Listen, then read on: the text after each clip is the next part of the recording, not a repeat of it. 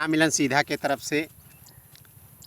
जैसा कि इसके पहले हम 2-4 वीडियो बना चुके हैं, बहुत अच्छा आपका प्रेम रहा मेरे प्रति और हम ये उम्मीद करते हैं कि आप लोग इसको अधिक से अधिक लाइक एवं शेयर सब्सक्राइब करेंगे। आने वाले समय में मैं बहुत सारी योजनाएं हैं मेरी, बस आपका प्रेम और दुलार चाहिए। आज हम द लाइट ऑफ एशिया के नाम से जाने जाते हैं भगवान बुद्ध, और भगवान बुद्ध के जीवन से संबंधित जितनी भी घटनाएं घटी हैं वो जातक कथा में वर्णित है, और उसी में से हम 2 लाइन पे सिर्फ आपसे बात करना चाहते हैं। भगवान बुद्ध के समकालीन डाकू अंगुलीमाल रहता था, जिसके आतंक से पूरा मानव समाज कांपता था। एक समय की बात है, भगवान बुद्ध अपने बौद्ध भिक्षुओं के साथ जंगल के रास्ते से गुजर रहे थे। डाकू अंगुलीमाल को ये आहट मिली कि कोई मानव का काफिला जा रहा है, और वो जो है उनका पीछा करना शुरू कर दिया। जैसा कि आप सभी लोग जानते हैं कि अंगुलीमाल का नाम इसलिए पड़ा कि 100 मनुष्य की हत्या करके 100 उंगलियों की माला पहनने की वो प्रतिज्ञा कर रखा था। बौद्ध भिक्षुओं के पीछे पीछे दौड़ते हुए जब जाने लगा तो बौद्ध भिक्षु बहुत परेशान हो गए और सहम गए, डर गए। भगवान बुद्ध से कहा, भगवान बुद्ध, आज डाकू अंगुलीमाल सबकी हत्या कर देगा, वो हम लोगों को छोड़ेगा नहीं। भगवान बुद्ध ने कहा कि आखिर वो हमारी हत्या क्यों करेगा, हमने उसका क्या बिगाड़ा है।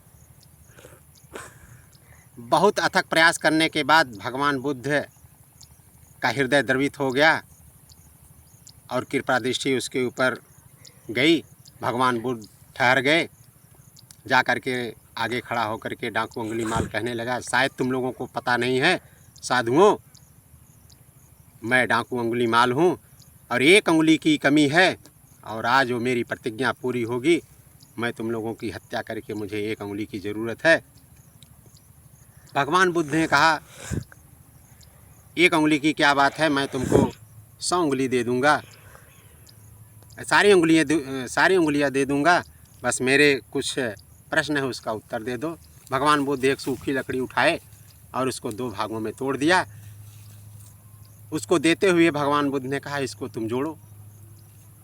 सूखी लकड़ी कहाँ जुड़ सकती है और जुड़ेगी कैसे? जिसने हमेशा तोड़ा है वो जोड़ने का काम कैसे कर सकता है? फिर भगवान बुद्ध ने उसको तोड़ा, फिर दिया, लेकिन डाकू अंगुलीमाल उसको जोड़ नहीं पाया।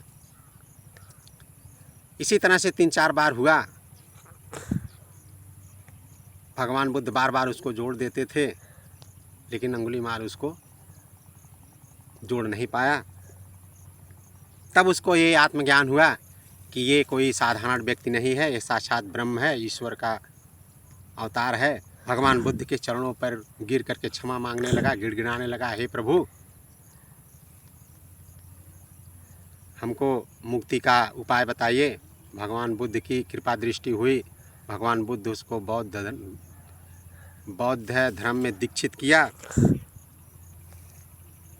इस तरह से मेरे मित्रों, मेरे भाइयों, मेरे बहनों, हम ये कहना चाहते हैं, आप भी मनुष्य हैं, आप भी समाज में, मानव समाज में रहते हैं, और आपसे मेरा निवेदन है कि आप लोग कभी भी तोड़ने का काम मत करिए, चाहे वो समाज हो, चाहे वो देश हो, चाहे वो राष्ट्र हो, चाहे पास पड़ोसी हो, चाहे परिवार हो।